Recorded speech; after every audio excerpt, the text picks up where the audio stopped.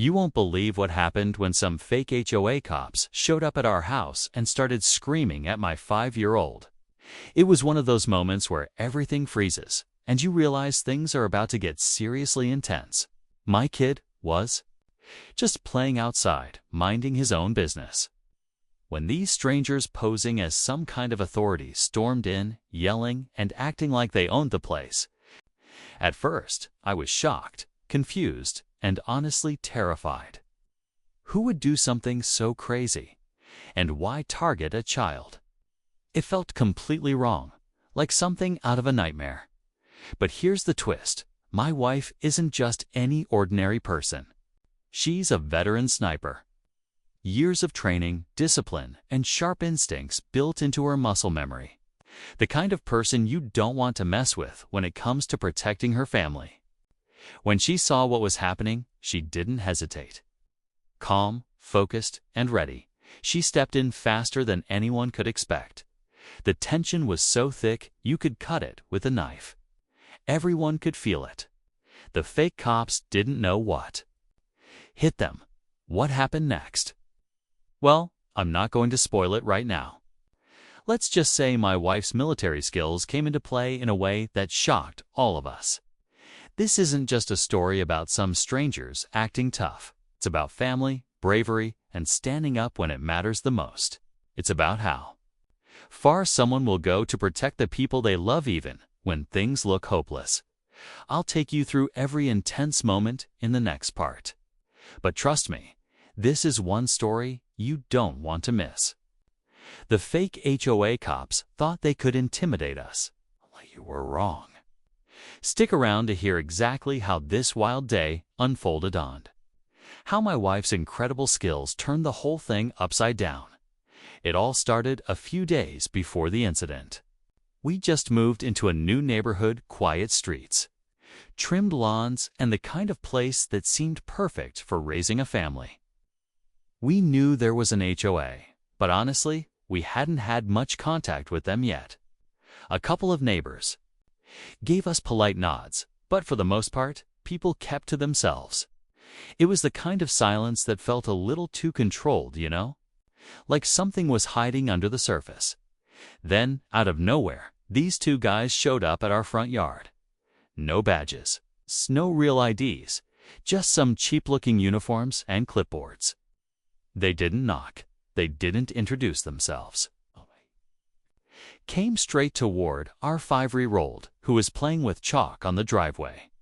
One of them started shouting something about violating HOA rules because of sidewalk chalk art.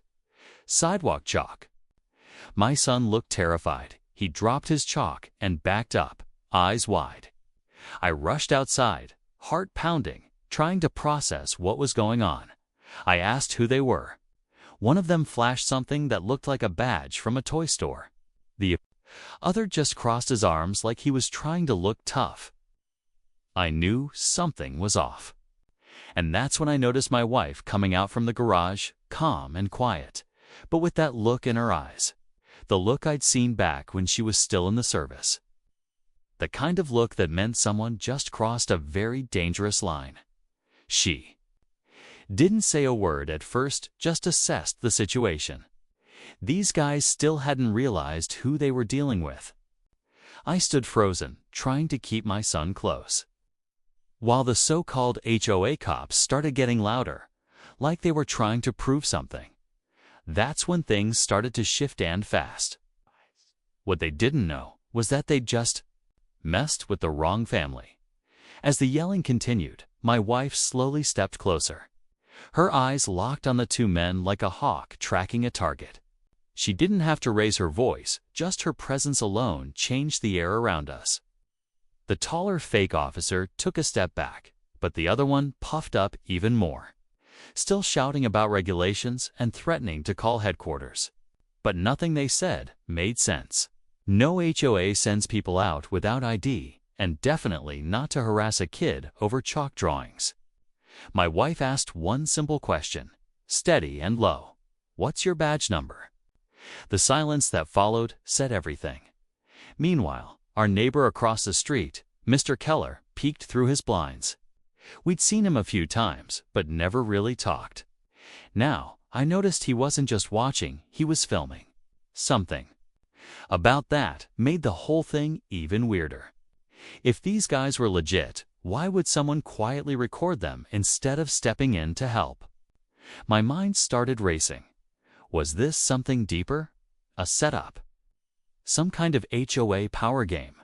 And then came the real twist. My wife recognized the patch one of them wore. Not from any homeowners group, but from a private security firm that had been investigated years ago for impersonating law enforcement. That's when it really hit us. These weren't just overzealous neighbors. Something more dangerous was going on. My wife didn't say much out loud, but I knew she was already making a mental checklist: license plates, body language, escape routes. She was in full protection mode now. All the while, our son stood by the porch, gripping my hand, eyes wide with confusion. And inside the house, our security cameras were catching everything. I didn't know where this was going, or who. These people really were. One thing was crystal clear. This wasn't just an HOA dispute. This was something much bigger, and we were right in the middle of it. The moment felt like it stretched forever. The fake HOA cops kept throwing out threats, hoping their loud voices would cover the cracks in their story. But my wife wasn't buying it. She stepped between them and our son without hesitation, calm but firm. She asked again for their credentials. When they tried to wave it off, she pulled out her phone and started filming too. That's when their attitudes started to shift. Their confidence wavered, just a bit. One of them reached for his pocket like he was going to pull something out, and my wife's stance changed instantly. Shoulders squared, feet planted, eyes locked. I'd seen that stance before, years ago at her training exercises. It was the same steady posture that meant she was ready for anything. And even though she didn't have any weapons on her, she didn't need them. Her voice alone could cut through noise like a blade. She told them plainly, "You're trespassing. You need to leave now." But they didn't back off. In fact, the one who had stayed loud from the beginning took a step forward, now almost in her space. That's when the tension hit its peak. My heart was racing, not just for our safety, but for the fact that our kid was watching this unfold in real time. I could feel his tiny fingers squeezing mine tighter, not fully understanding, but knowing something was really wrong. And then we saw something we hadn't expected: another man stepping out of a black SUV parked at the corner of the street, dressed in plain clothes but clearly involved. He didn't say a word, just nodded to the fake cops like he was giving them some sort of signal. My wife noticed it instantly. Her body shifted again, just slightly. She whispered to me, "Get our son inside now." I didn't ask questions. As I guided our boy back into the house, I caught a glimpse of the new guy speaking into a tiny earpiece. Whatever this was, it wasn't about HOA rules. It was something else entirely. And we were seconds away from finding out what. As I rushed our son into the house, heart pounding, I looked over my shoulder just in time to see the man from the SUV casually approach my wife. He moved like someone used to being in control, not aggressive, but definitely not friendly. The two fake HOA cops stepped aside like they knew exactly who he was. That's when my wife's tone changed. Her voice dropped lower, sharper. "You're not neighborhood security," she said. He smiled, not denying it. Instead, he glanced at our security camera above the garage and calmly said, "You might want to turn that off." That's when it all started to click. This wasn't just about HOA rules or intimidation. This was targeted, planned. They weren't random guys pretending to be officials. They were looking for something or someone, and they thought we had it inside. I got our son to the back of the house and locked the door behind us. I grabbed my phone, but right then the signal dropped. No bars, no Wi-Fi. It was as if someone had jammed everything. I checked. The camera's again still rolling, but something felt off. Our footage had been uploading to cloud storage, but I couldn't tell if it was getting through. That's when I heard the garage door click. Not open, just click, as if someone had accessed the external panel. I ran back toward the front, just in time to hear my wife say something I'll never forget. "You've got 5 seconds to explain who you are before I make this very, very uncomfortable for you." But before he could answer, Mr. Keller, our quiet neighbor across the street, stepped onto our lawn holding a manila folder. He shouted, "Hey, I know what this is about." And just like that, every head turned. The fake officers looked panicked. The SUV guy's comm cracked for the first time. My wife didn't move an inch. Whatever was in that folder, it had power. And now, things were way more complicated than we could have ever imagined. Mr. Keller walked straight onto our lawn, gripping that manila folder like it held the final piece of a puzzle. The fake HOA cops froze, visibly thrown off. The guy from the SUV narrowed his eyes, shifting his stance. My wife didn't blink. She kept her position, steady, alert, like she'd been waiting for this moment. Keller stopped just a few feet away and said loud enough for all of us to hear, "These guys don't work for the HOA. They've been posing as enforcement to pressure families into selling. I have proof." He held up the folder and flipped it open, revealing printed documents, photos, and a list of addresses, ours included. It was all part of a shady real estate scheme. This group, disguised as HOA enforcers, had been targeting newer residents, using fear and false violations to drive down property values and force people to move. Then, through shell companies, they'd swoop in and buy up the homes for dirt. Cheap. The man from the SUV made one last move, stepping toward Keller. But my wife was faster. She blocked his path with precision and said coldly, "You're done." Her voice left no room for debate. That's when real sirens filled the air.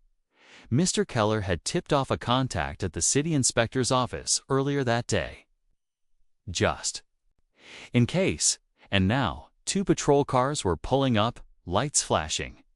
The fake cops tried to slip away, but my wife directed officers straight to them. Within minutes, they were being questioned, cuffed, and placed in the back of the cruisers. The man from the SUV didn't say a word, but he knew it was over. Or so he thought. Just as the officers were wrapping up, Keller pulled me aside and said quietly, "There's one more address on this list that doesn't make sense. It's yours. But it was flagged months before you moved in." I stared at him, confused. Flagged by who? Huh? He looked back toward the SUV, then at me. That's the part I don't think we're supposed to find out. In the days that followed, things slowly began to make sense. The police launched a full investigation into the fake HOA scam. And thanks to Mr. Keller's documents and our home security footage, the case built up fast. It turned out the group had been operating in several neighborhoods across the county, targeting families who seemed new or unaware of HOA rules. They counted on intimidation and confusion to scare people into silence. What they didn't count on was someone like my wife, calm under pressure, trained to act without hesitation, and unwilling to back down. As for why our house was flagged before we even moved in, the real estate investigators believed someone involved in the scam had been monitoring the property even before the previous owners sold it. Maybe they saw potential for profit, or maybe someone made a mistake. Either way, that part of the mystery is still being looked into. But we feel safer now, knowing it's in the hands of the right people. Keller became more than just a neighbor after that day. Turns out he'd been suspicious for a while, but didn't have enough evidence until he saw what happened to us. He apologized for not stepping in sooner, but honestly, we were just grateful he stepped in at all. Sometimes heroes don't come in with capes, They come with folders. Our son's been doing much better too.